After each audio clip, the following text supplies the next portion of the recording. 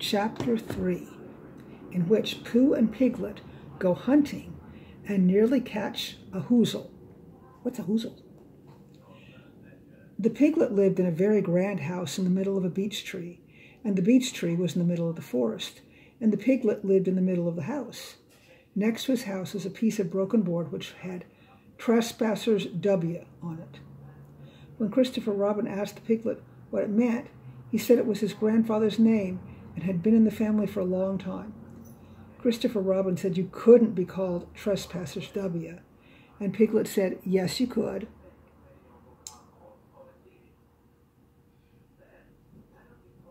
And it was short for Trespassers Will, which was short for Trespassers William.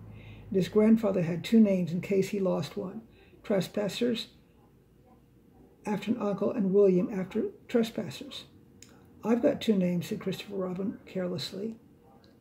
Well, there you are. That proves it, said Piglet. One fine winter's day, when Piglet was brushing away the snow in front of the house, he happened to look up, and there was Winnie the Pooh. Pooh was walking around and around in a circle. I think that's Pooh walking around in the circle. Oh, and there's the Trespassers W sign.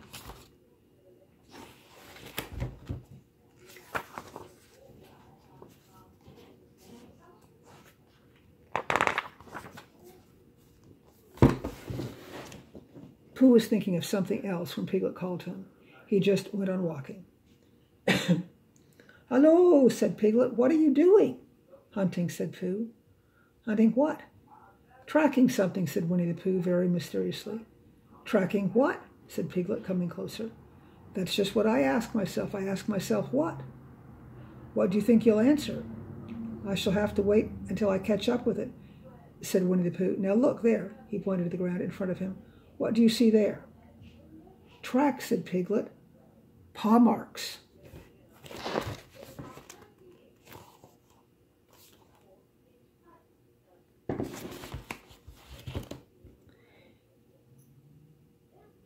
Tracks, said Piglet.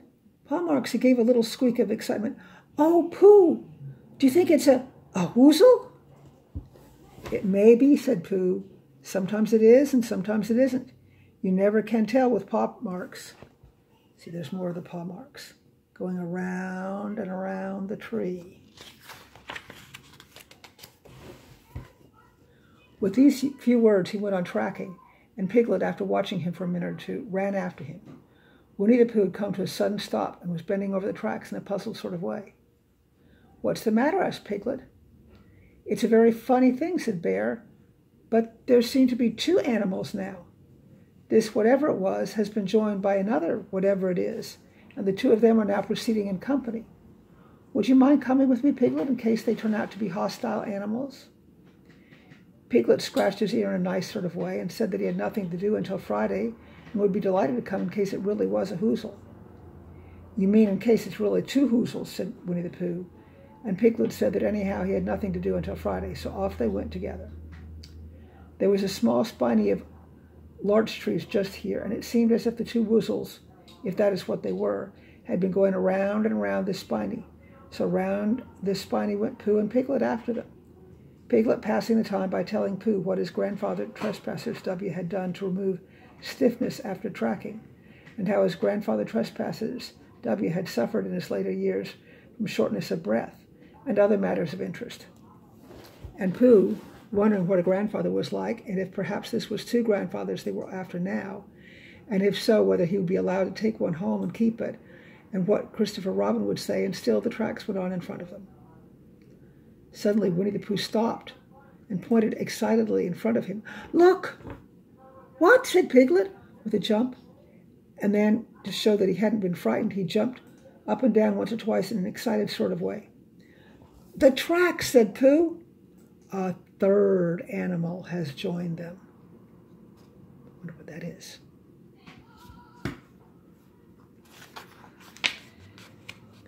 Pooh, cried Piglet. Do you think it is another Whoozle? No, said Pooh, because it makes different marks. It is either two Whoozles and one, as it might be Whizzle or two, as it might be, Whizzles and one. If so, it is Whoozle. Let us continue to follow them. So they went on, feeling just a little anxious now in case the three animals in front of them were of hostile intent.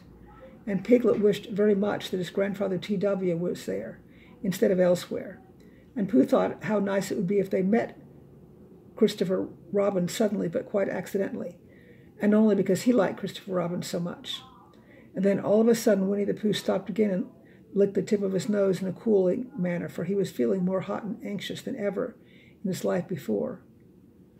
There were 4 animals in front of him now. Do you see, Piglet? Look at their tracks. 3, as it were, Woozles, and 1, as it were, Whizzle. Another Woozle has joined them. And so it seemed to be. There were the tracks crossing over each other here and getting muddled up with each other there, but quite plainly every now and then the tracks of 4 sets of paws. I think, said Piglet, when he had licked the tip of his nose too and found that it brought very little comfort, I think that I have just remembered something that I forgot to do yesterday and shan't be able to do tomorrow, so I suppose I really ought to go back and do it now. We'll do it this afternoon, and I'll come with you, said Pooh. It isn't the sort of thing you can do in the afternoon, said Piglet quickly. It's a very particular morning thing that has to be done in the morning, and if possible between the hours of— What time did you say it was? About 12, said Winnie the Pooh, looking at the sun. Between us, I was saying the hours of 12 and 12:05. So really, dear old Pooh, if you'll excuse me— What's that? Pooh looked up in the sky, and then—